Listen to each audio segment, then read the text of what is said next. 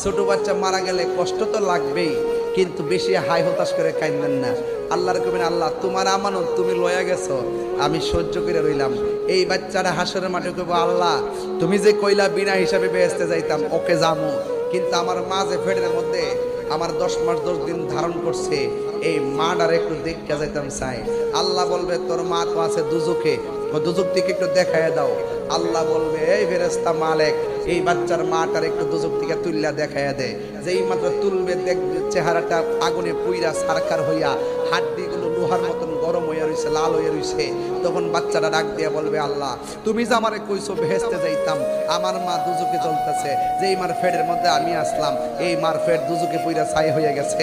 ও আল্লাহ, তোমার কাছে একটা ফরিয়াদ করি, আমার আম্মারা ছাড়া আমি বেহেশতে যাইতাম না, আমার আম্মারা আমার সঙ্গে দিয়ে দাও। আল্লাহ বলবে, না, তুমি তোমার বেহেশতে তুমি যাও, তোমার মা দুজকি। তখন বাচ্চা ডাক দিয়ে বলবে, আল্লাহ তুমি যেহেতু দিতা না, একটা কাম করো, আমারে তুমি বেহেশতে দিছো, আমি খুশি হয়েছি, আমার মারে যদি আমার লোকে না দাও, তাইলে আমি কইলাম আমার মার সঙ্গে আমার দুজকে দিয়ে দাও। তখন আল্লাহ ডাক দিয়া বলবে, ফেরেশতা রে, দেহস না কুটি মায়া লই আমি বান্দা বানাইছি, আর হেরে অল্প একটু মায়া দিছি, দেহস না কেমনে মাল লাগা ফুলা পাগল, এর সাথে কুটি মায়া না আমি আল্লাহ বান্দার জন্য রাখিয়া দিছি।